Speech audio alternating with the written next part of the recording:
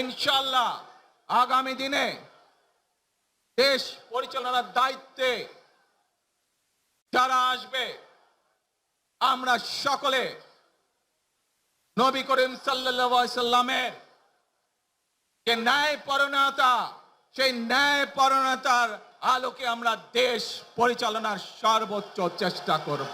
যার আকীদা বিশুদ্ধ কিন্তু তারপরেও সে সত্যবাদী নয়, সে তার প্রতিষ্ঠান, ইসলামী দল, সংগঠন, মসজিদ, মাদ্রাসা, ব্যক্তি, পরিবারে ন্যায়পরায়ণ নয়, তাকে আল্লাহ জান্নাতে দিলেও কোনোদিন রাষ্ট্র ক্ষমতা দিবেন না, রাষ্ট্র ক্ষমতায় যেতে পারবেন না, নেতা হতে পারবেন না। এই জন্য আল্লাহ সুবহানাহু ওয়া তাআলা যত নবী রাসূল পাঠিয়েছেন, সকল নবী রাসূলকে সত্যবাদী, ন্যায়পরায়ণ করে পাঠিয়েছেন। কেন? তাকে তো নেতা হতে হবে। আপনি যদি মনে করেন যে আপনি বাংলাদেশের মাটিতে ইসলামকে বিজয়ী দেখতে চান, তাহলে আপনাকে জানতে হবে আপনি কেন ইসলামকে বিজয়ী দেখতে চান।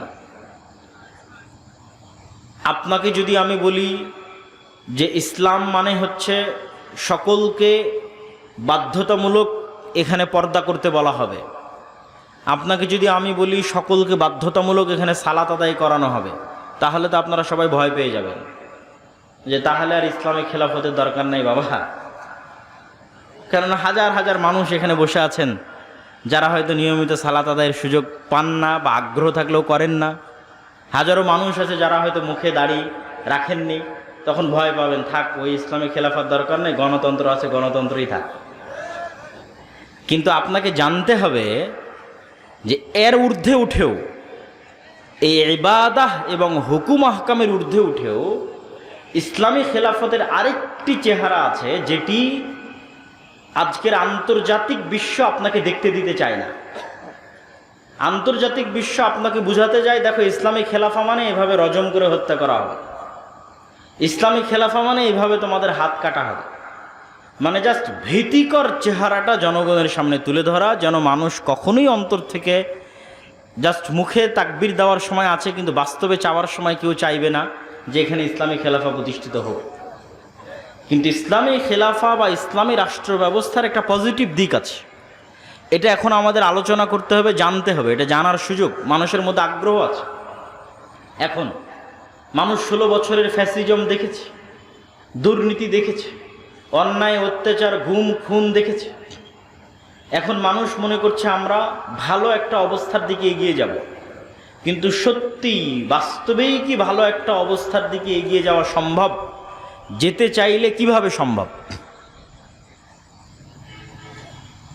তো ইসলামী খেলাফা এবং রাষ্ট্র ব্যবস্থার দুটো মৌলিক মূলনীতি আপনাদের সামনে তুলে ধরি। এক, ইসলামী খেলাফা বা ইসলামী রাষ্ট্র মানে সেখানে শতভাগ সত্যবাদিতা থাকবে, সেখানে শতভাগ ন্যায়পরায়ণতা থাকবে। শতভাগ সত্যবাদিতা এবং শতভাগ ন্যায়পরায়ণতা দ্বারা আমি কি বুঝাচ্ছি? শতভাগ সত্যবাদিতা এবং ন্যায়পরায়ণতা দ্বারা বুঝাচ্ছি যে আজকে আমরা নীলফামারীতে সবাই মিলে ঘোষণা করলাম যে এখানে আমরা ইসলামী খেলাফা কায়েম করলাম। ইসলামী খেলাফা কায়েম করার পর সবার জন্য সালাত বাধ্যতামূলক করে দিলাম, সবার জন্য পর্দা বাধ্যতামূলক করে দিলাম। তারপরে যার জন্য সালাত বাধ্যতামূলক করেছি ওই নামাজি ওসি, হাজি ডিসি, হাজি টিওনো ইওনো এবং নামাজি এসিল্যান্ড এবং সাব রেজিস্ট্রার, এরা যখন এদের চেম্বারে বসতেছে তখন ঘুষ খাচ্ছে, কিন্তু সে নাকি সালাত আদায় করে, নামাজ পড়ে। আবার সেই ঘুষের টাকা, সেই প্রশ্ন ফাঁসের টাকা নাকি আল্লাহর রাস্তায় দান করতেছে। অনেক বড় দানবীর হিসেবে বড় বড় জালসা সম্মেলনে প্রধান অতিথি, বিশেষ অতিথি হিসেবে আমন্ত্রিত হচ্ছে। আপনি দেখান গত 16 বছরের কোন রাজনৈতিক নেতা, কোন ওসি ডিসি এসপি এমন নাই যে কোনো না কোনো মাদ্রাসা, কোনো না কোনো মসজিদ, কোনো না কোনো জালসা, কোনো না কোনো ইসলামী সম্মেলনের সাথে জড়িত ছিল না? বের করেন। তাহলে তারা ইসলামের আসল অর্থটা বুঝতে পারেনি। এবং যে বুঝতে পারে যে ইসলামের আসল অর্থ কি, সে বলবে এগুলো গণতন্ত্র, সমাজতন্ত্র, এগুলোর দরকার নাই, রাষ্ট্র ক্ষমতা ইসলামকে যেতে দাও। শতভাগ বলবে। কেননা ইসলাম আসলে সর্বপ্রথম আপনারা যারা মাজলুম আছেন, অফিস আদালতে ঘুষ ছাড়া কাজ হয় না, টাকা ছাড়া চাকরি হয় না, বাংলাদেশের কোনো রাজনৈতিক দল এগুলো বন্ধ করতে পারবে না, গণতন্ত্র দিয়ে এগুলো বন্ধ করা সম্ভব নয়। একমাত্র ইসলামই পারবে আপনার যে ন্যায্য অধিকার আছে সেটি আপনাকে ফিরিয়ে দিতে। রাষ্ট্রের যত নাগরিক সুযোগ সুবিধা আছে সমানভাবে প্রত্যেক নাগরিককে সেই সুযোগ সুবিধা প্রদান করা মানে ইসলামের রাষ্ট্র প্রতিষ্ঠা করা, যেটি ওমর রাদিয়াল্লাহু তাআলা আনহু করেছিলেন। এটা ইসলামী রাষ্ট্রের সবচেয়ে ভালো দিক, কিন্তু সেটিকে আমাদের চোখের সামনে আনতে দেওয়া হয় না। এবং আলেম ওলামা, মসজিদ মাদ্রাসা, ইসলামী দল, ইসলামী সংগঠন, তারাও এই বিষয়টার প্রতি ফোকাস করে না। কেন তারা এই বিষয়টার প্রতি ফোকাস করে না? আমার এই বক্তব্য নিয়ে কিছু সমালোচনাও হয়েছে। আমি সত্যবাদিতা এবং ন্যায়পরায়ণতা দ্বারা এইটি বলছি না যে ব্যক্তির মধ্যে তাওহীদ আছে কিন্তু সে সত্যবাদী নয়, ন্যায়পরায়ণ নয়, সে জান্নাতে যাবে না, এ কথা আমি বলছি না। যার অন্তরে তাওহীদ আছে, যে সালাত আদায় করে, সে যদি মিথ্যুক হয়, অন্যায়পরায়ণ হয়, আর আল্লাহর কাছে ক্ষমা চেয়ে নেয়, মানুষের সাথে অন্যায় করে মানুষের কাছ থেকে ক্ষমা চেয়ে নেয়, মানুষ যদি ক্ষমা করে দেয় তো আল্লাহ সুবহানাহু ওয়া তাআলা তাকে জান্নাতে দিবেন। কিন্তু আমি যেটা বলতে চাচ্ছি সেটি হচ্ছে, সালাত যে ব্যক্তি আদায় করে, যার আকীদা বিশুদ্ধ, কিন্তু তারপরেও সে সত্যবাদী নয়, সে তার প্রতিষ্ঠান, ইসলামী দল, সংগঠন, মসজিদ মাদ্রাসা, ব্যক্তি পরিবারে ন্যায়পরায়ণ নয়, তাকে আল্লাহ জান্নাতে দিলেও কোনোদিন রাষ্ট্র ক্ষমতা দিবেন না, রাষ্ট্র ক্ষমতায় যেতে পারবেন না, নেতা হতে পারবেন না। এই জন্য আল্লাহ সুবহানাহু ওয়া তাআলা যত নবী রাসূল পাঠিয়েছেন, সকল নবী রাসূলকে সত্যবাদী, ন্যায়পরায়ণ করে পাঠিয়েছেন। কেন? তাকে তো নেতা হতে হবে। আমার নবী মুহাম্মদ সাল্লাল্লাহু আলাইহি ওয়াসাল্লাম যদি আবু সুফিয়ানের সাথে কখনো মিথ্যা বলতেন, যদি আবু সুফিয়ান রাদিয়াল্লাহু তাআলা আনহুর প্রতি চুল পরিমাণ কোনো জুলম বা অন্যায় করতেন, তাহলে আবু সুফিয়ান রাদিয়াল্লাহু তাআলা আনহু তার নেতৃত্ব মেনে নিতেন না, আর আল্লাহর নবী নিজেও নেতৃত্ব প্রদানে অযোগ্য বলে বিবেচিত হতেন। তো আল্লাহর নবী শুধু মানুষকে ইসলামের সঠিক আকীদার, সালাতের দাওয়াত দেননি, তার ন্যায় নিষ্ঠা এত উঁচু পর্যায়ের ছিল যে তৎকালীন বিশ্বে কোনো রাষ্ট্রনেতা, কোনো কাফের মুশরিক ন্যায় নীতি নিষ্ঠায় আল্লাহর রাসূলকে পার করে চলে যাবে এরকম কেউ জন্ম হয়নি।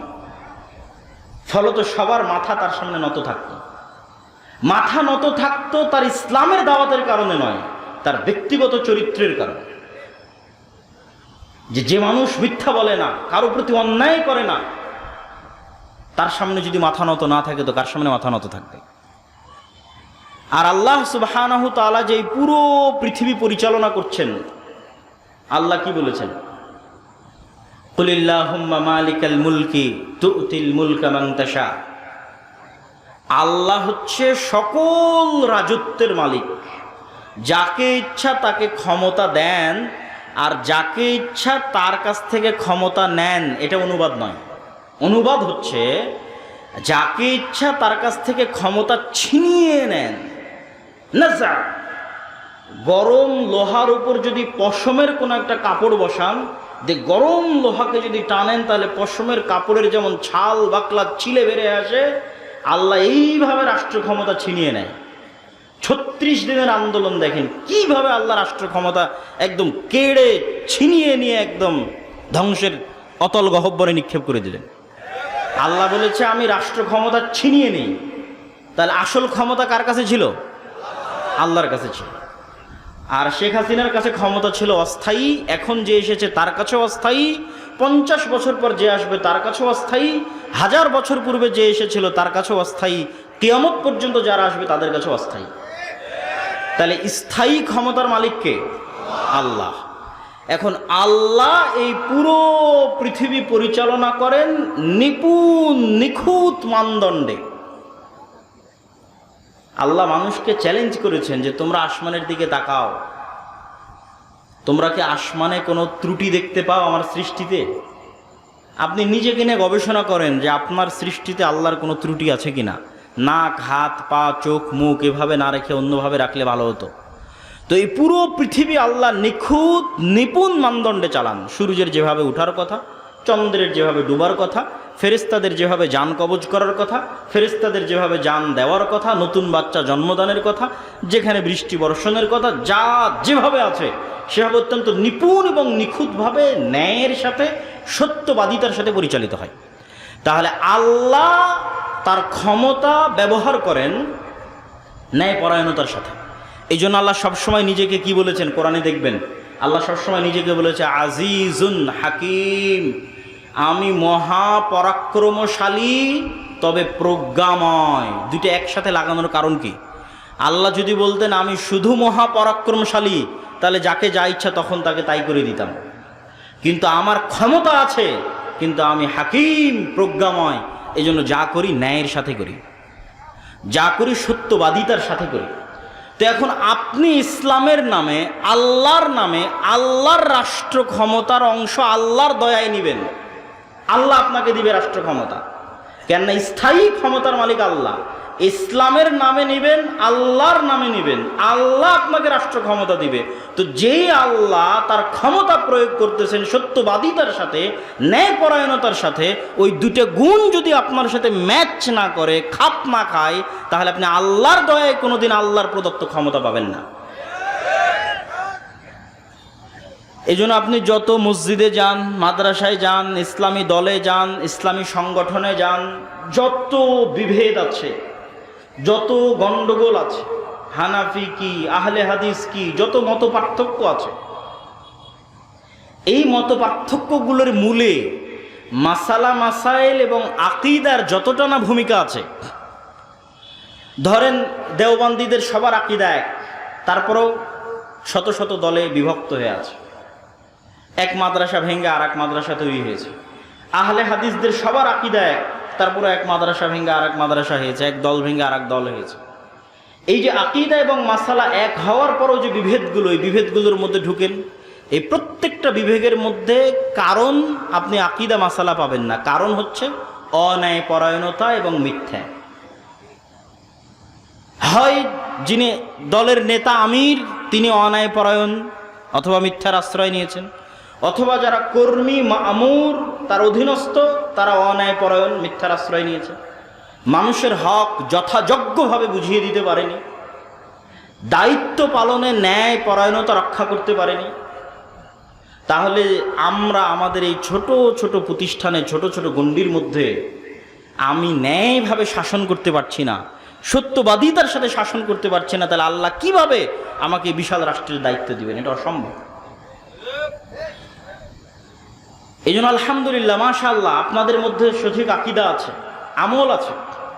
কিন্তু মুসলমানেরা যদি চায় যে তাদের রাষ্ট্র ক্ষমতা প্রয়োজন, তাহলে তাদেরকে এই দুইটা জিনিসের প্রতি ফোকাস করতে হবে। আপনি ন্যায়পরায়ণতাকে কখনোই এত হালকাভাবে নিয়েন না, কখনোই না। আপনি মনে করছেন না আমি তো ন্যায়পরায়ণ, আপনি আপনার স্ত্রীর সাথে ন্যায়পরায়ণ কিনা এই বিচারে কিয়ামতের মাঠে ফেসে যাবেন। বাদ দিলাম রাষ্ট্রের কথা, দোকানপাটের কথা, আপনার স্ত্রীর ন্যায্য পাওনা আপনি বুঝিয়ে দিয়েছেন কিনা সঠিকভাবে, এই বিচারে কিয়ামতের মাঠে ফেসে যাবেন। আপনি জানেন বড় বড় আলেম ওলামারা বিবাহ অনেকেই করেননি। কেন করেনি? এই ভয়ে করেনি যে তার স্ত্রীর হক, ন্যায্য হক সে বুঝিয়ে দিতে পারবে কিনা।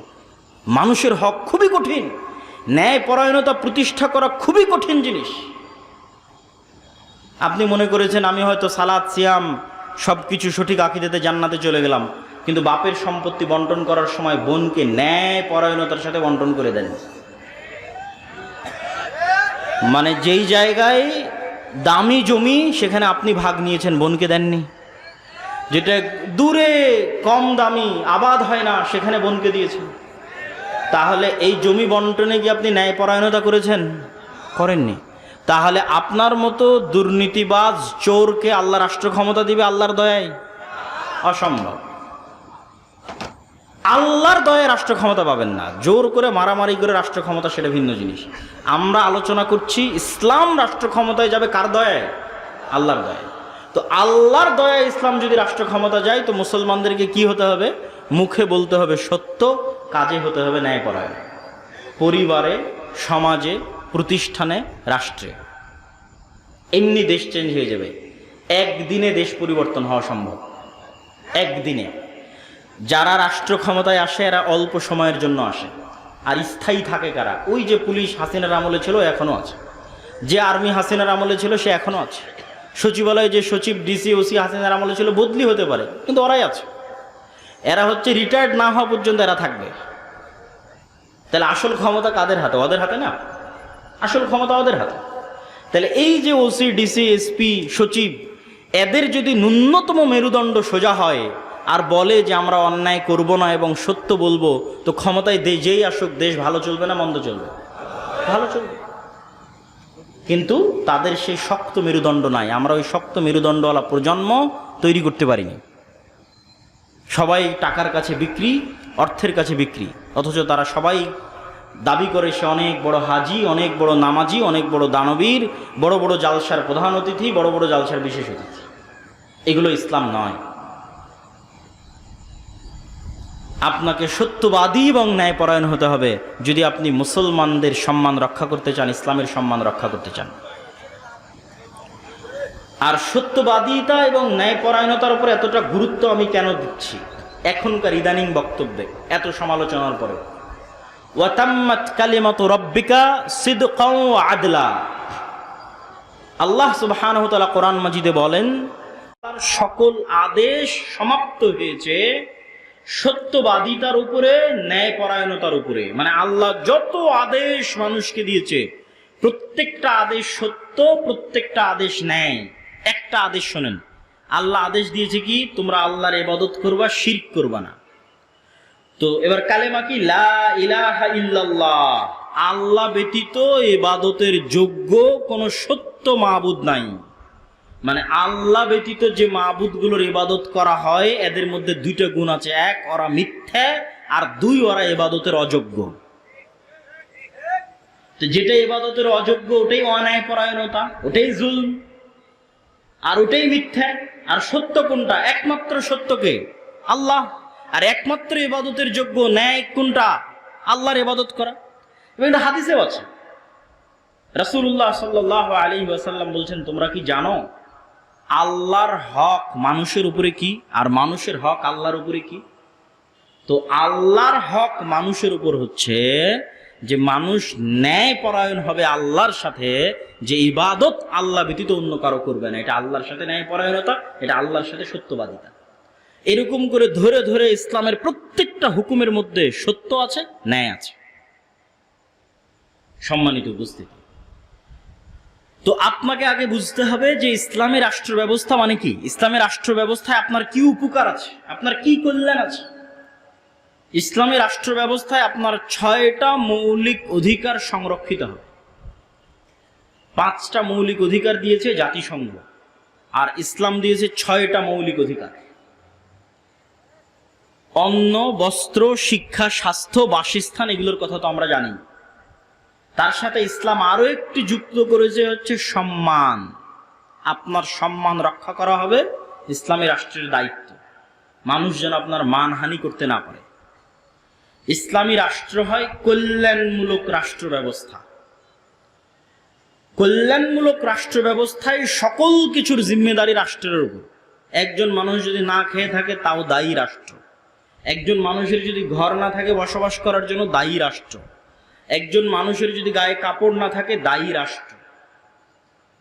এই জিম্মেদারি নেওয়া হচ্ছে ইসলামী রাষ্ট্র। সম্মানিত উপস্থিতি, তাহলে এই ধরনের ইসলামী রাষ্ট্র প্রতিষ্ঠার জন্য আমরা কি করতে পারি?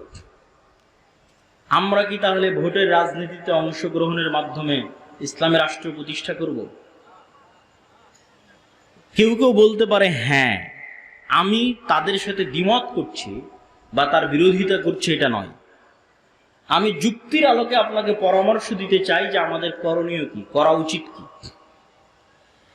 1 নাম্বার করণীয়, এই রকম পরিস্থিতিতে, যেই পরিস্থিতিতে আমরা আছি, দাওয়াতি কাজ। আপনি বলবেন, আপনাদের কথা শুরু হলেই বলেন দাওয়াতি কাজ। আর কত দাওয়াতি কাজ? কুনতুম খায়রা উম্মাতিন উখরিজাত লিন-নাস তা'মুরুনা বিল মা'রুফ ওয়া তানহাউনা আনিল মুনকার।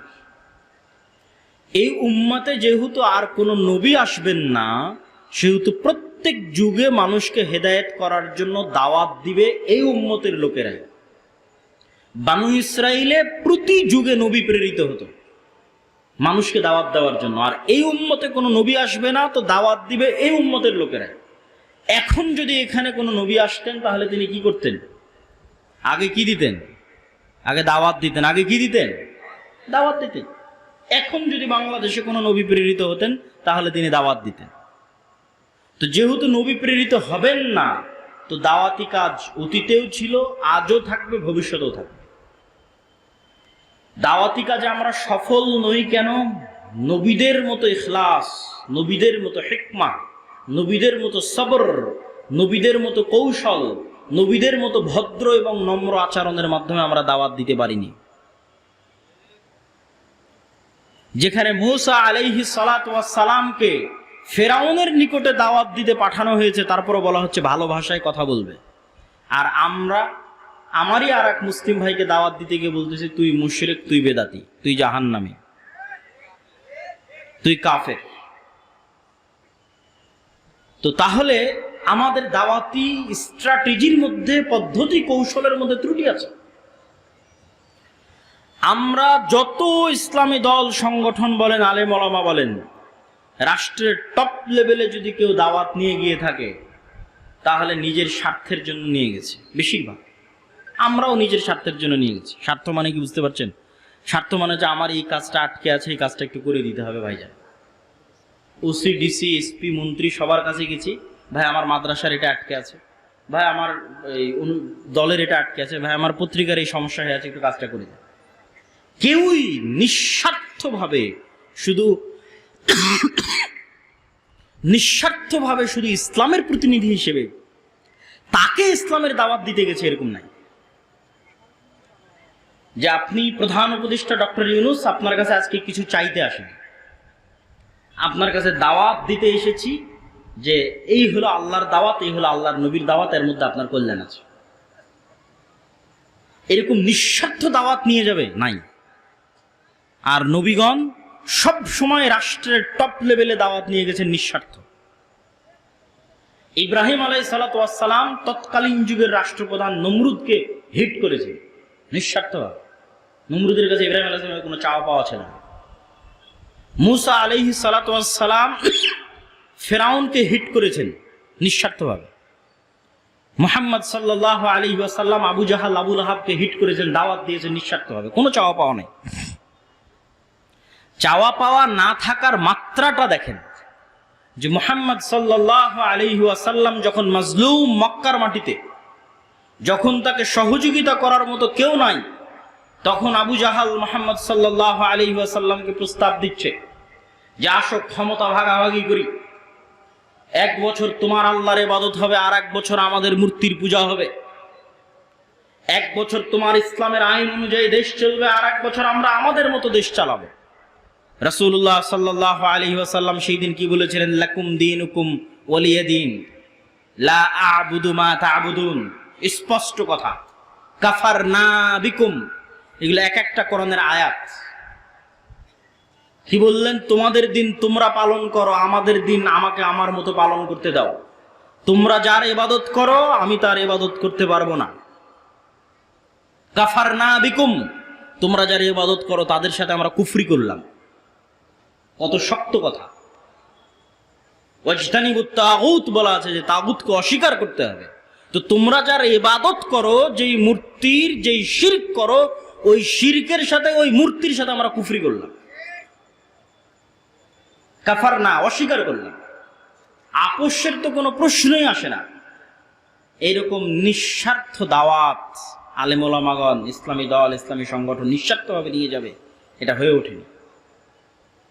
তাহলে 1 নাম্বার হচ্ছে ব্যাপক দাওয়াতি কাজ করতে হবে, কিন্তু নিঃস্বার্থভাবে, ইখলাসের সাথে, ভালো ব্যবহারের সাথে, সবরের সাথে।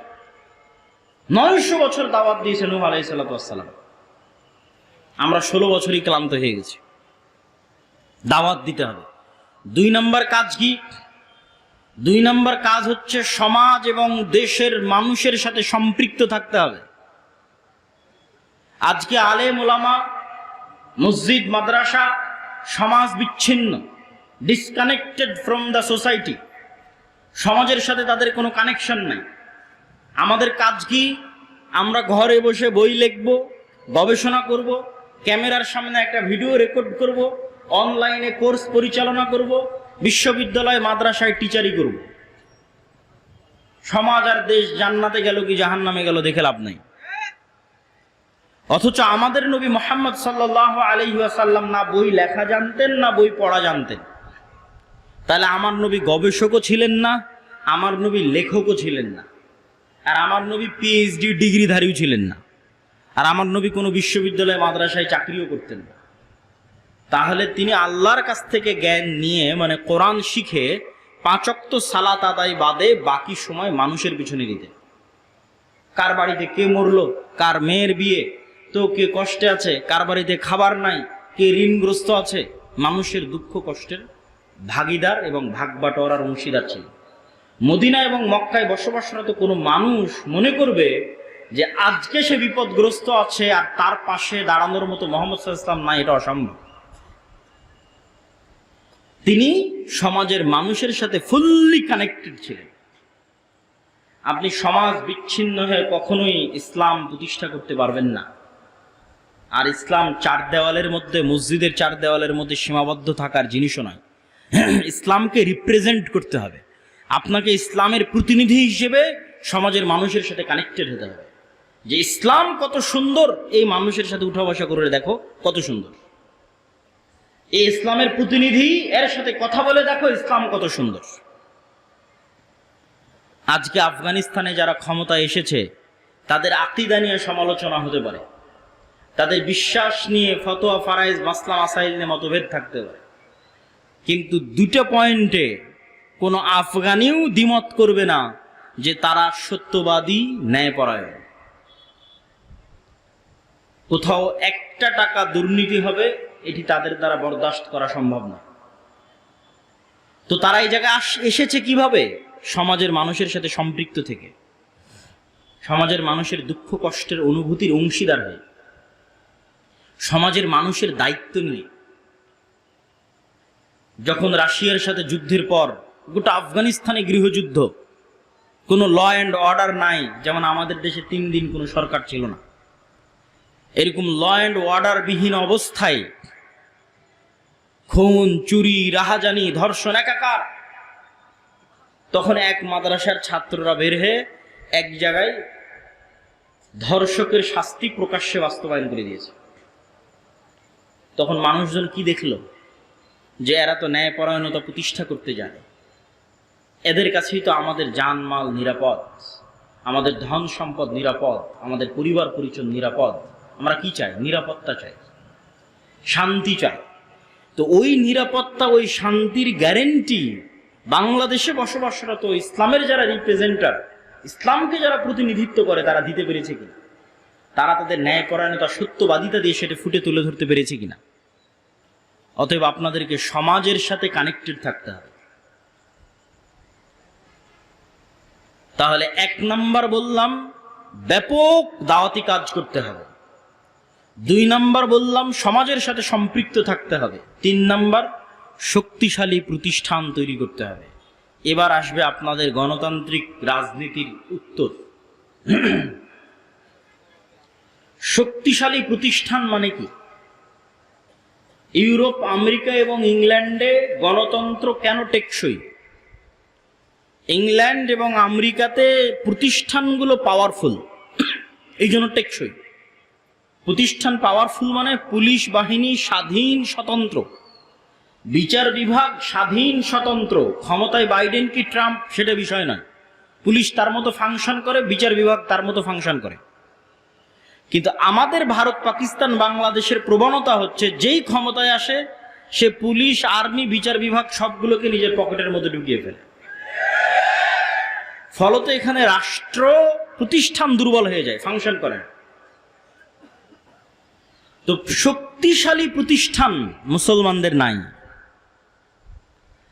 কোটি কোটি ভোটার আছে, কিন্তু এই কোটি কোটি ভোটারের প্রতিনিধিত্বকারী শক্তিশালী প্রতিষ্ঠান নাই। আপনি শক্তিশালী প্রতিষ্ঠানের, বেসরকারি শক্তিশালী প্রতিষ্ঠানের দু একটা উদাহরণ নেন।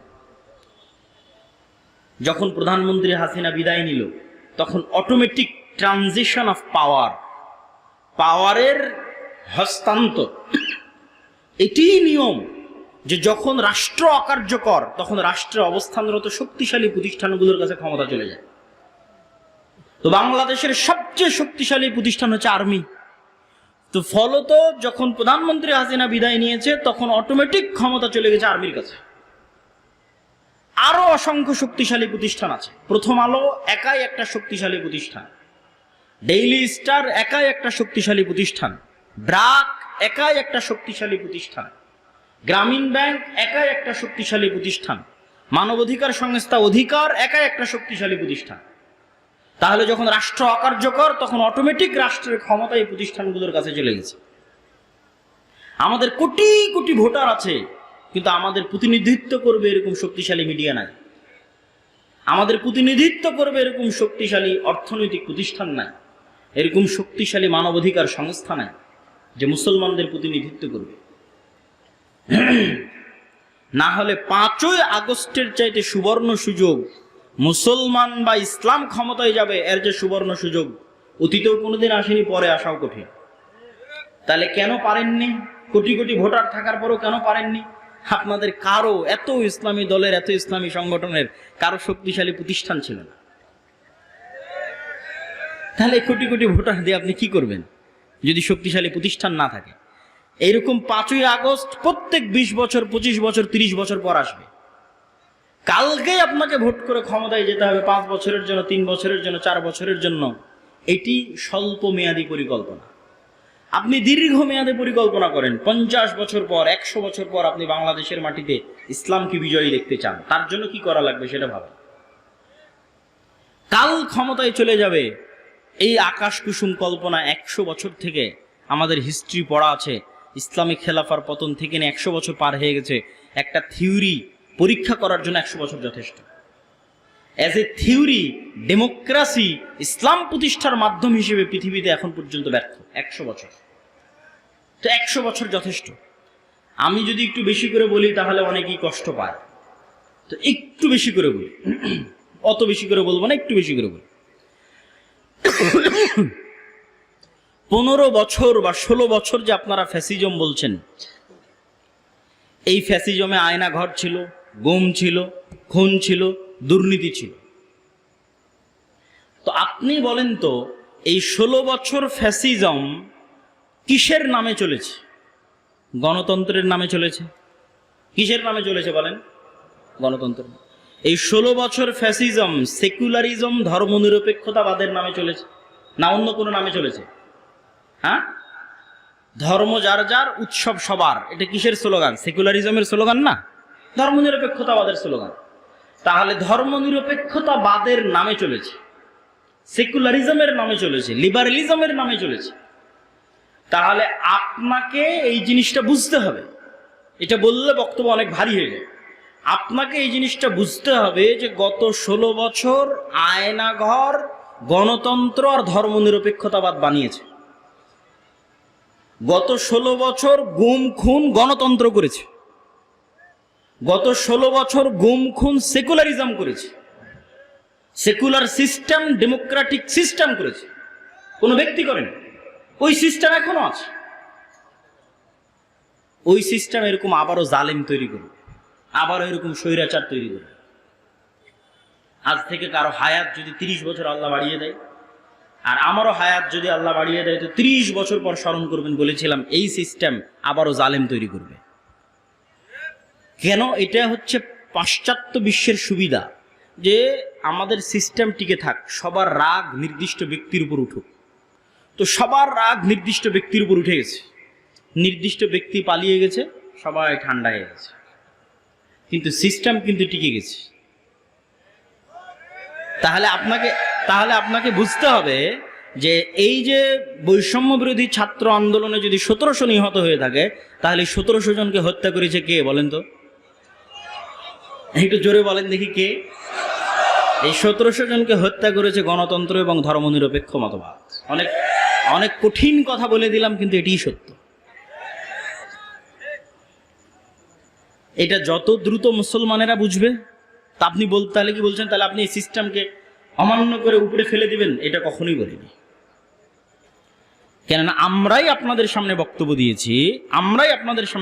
দিয়েছি যে চলন্ত যার কাছে ক্ষমতা আছে, রাষ্ট্র ক্ষমতা আছে, তাকে আনুগত্য করতে হবে। আমরাই বক্তব্য দিয়েছি এবং সেটার বিরুদ্ধে বিদ্রোহ করাকে আমরা খারিজি মতবাদ বলেছি। কিন্তু সমাধানের রাস্তা কোনটা? সমাধানের রাস্তা ওইটা, সেটা হচ্ছে মানুষ অবশ্যই বুঝবে যে এই সিস্টেম জালেম তৈরি করে, এই সিস্টেম স্বৈরাচার তৈরি করে, এই সিস্টেম দুর্নীতিবাজ তৈরি করে, এই সিস্টেম আমাদেরকে মাজলুম করে। কিন্তু এই সিস্টেমের বিরুদ্ধে শক্ত আওয়াজ তোলার জন্য আপনাদের প্রতিষ্ঠান লাগবে। এরকম 100 বছরও যদি রাজনীতি করেন, ভোট করেন, তো ওই পাওয়ার অর্জন করতে পারবেন না যে পাওয়ার একটা প্রতিষ্ঠানের থাকে, শক্তিশালী প্রতিষ্ঠানের থাকে। সম্মানিত উপস্থিতি, তাহলে আপনাদেরকে দিক নির্দেশনামূলক কি কি বললাম? 1 নাম্বার বলেছি ব্যাপক দাওয়াতি কাজ করতে হবে। 2 নাম্বার বলেছি সমাজ এবং দেশের সাথে সম্পৃক্ত থাকতে হবে। 3 নাম্বার বলেছি শক্তিশালী প্রতিষ্ঠান তৈরি করতে হবে। 4 নাম্বার পয়েন্টটা আগে সংক্ষিপ্ত আলোচনা করেছি, একটু আলাদা পয়েন্ট আকারে এখন বলি। 4 নাম্বার পয়েন্ট হচ্ছে এখন আপনার কাছে যত ছোটোখাটো প্রতিষ্ঠান আছে, যত ছোটোখাটো মসজিদ আছে, মাদ্রাসা আছে, দল আছে, সংগঠন আছে, এইগুলোতে ন্যায়পরায়ণতা, সত্যবাদিতা প্রতিষ্ঠা করে। যে কোনো একটা ছোট্ট মাদ্রাসায় ন্যায়পরায়ণতা, সত্যবাদিতা প্রতিষ্ঠা করেন, আল্লাহ কবুল করলে ওই মাদ্রাসা থেকে রাষ্ট্র ক্ষমতায় পৌঁছে দেবে। বেশি কিছু লাগবে না, এই 2টা গুণ লাগবে। একটা ছোট্ট সংগঠনের মধ্যেও যদি ন্যায়পরায়ণতা, সত্যবাদিতা প্রতিষ্ঠা হয়, আল্লাহ ওখান থেকেই রাষ্ট্র ক্ষমতায় পৌঁছে দেবে। কিন্তু সত্যবাদিতা এবং ন্যায়পরায়ণতা ছাড়া রাষ্ট্র ক্ষমতায় যাওয়ার জন্য আল্লাহ সুবহানাহু ওয়া তাআলার দয়ায় কোনো সুযোগ নেই।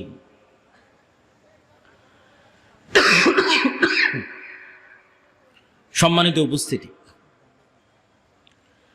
তাহলে আমরা আমাদের আলোচনার শেষের দিকে চলে আসি যে এই পরিবর্তিত পরিস্থিতিতে স্কুল, কলেজ, বিশ্ববিদ্যালয় সহ দেশব্যাপী যে দাওয়াতি কাজের পরিবেশ তৈরি হয়েছে, এই দাওয়াতি কাজের পরিবেশকে আল্লাহর পক্ষ থেকে নিয়ামত মনে করতে হবে, আল্লাহর পক্ষ থেকে দয়া মনে করতে হবে।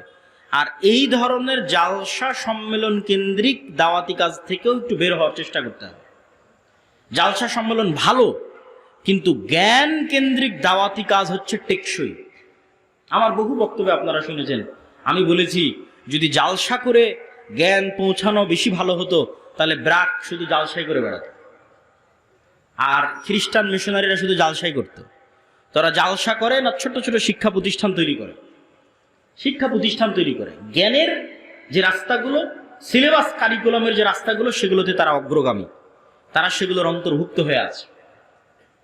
সম্মানিত উপস্থিতি, আল্লাহ সুবহানাহু ওয়া তাআলা আমাদেরকে এই যে সংক্ষিপ্ত বক্তব্য আপনাদের সামনে তুলে ধরলাম, এই সংক্ষিপ্ত বক্তব্য বুঝার এবং এই সংক্ষিপ্ত বক্তব্যের প্রতি আমল করার এবং দেশব্যাপী, পুরো পৃথিবীব্যাপী মুসলমানদের একটা বিপ্লব তৈরি করার তৌফিক দান করুক, আল্লাহুম্মা আমিন। আমি বক্তব্য লম্বা করতে চাচ্ছি না, অল্প কথায় যতটুকু তুলে ধরেছি ততটুকুর প্রতি যদি আপনারা আমল করেন, আপনারা মূল্যায়ন করেন, এতেই আল্লাহ সুবহানাহু ওয়া তাআলা বরকত দিবে। তো আমি আমার সংক্ষিপ্ত বক্তব্য এখানেই শেষ করছি। আমাদের বই পুস্তক